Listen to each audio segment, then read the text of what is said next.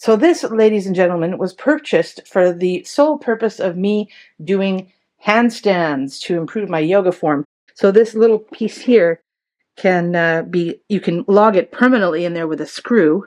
As you can see, there's a space for it on the back. The back doesn't look very pretty, but it doesn't have to be.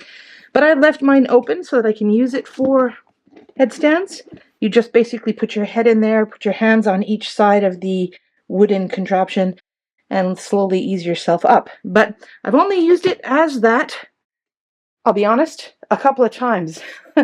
Most of the time I keep it in this formation, I throw a rug over it, and I store stuff on top. And it actually looks really good as just like a side bench or stool. It's pretty sturdy, the construction's good. Obviously it has to be sturdy because you're supposed to do headstands on it.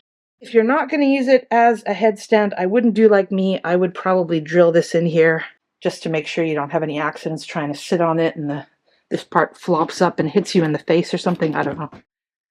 This is the back side of mine, so you can see how it works. I've been very happy with it. I usually put it in my bedroom and put a throw over it and some stuff on top. And yeah, a good little bench or stool.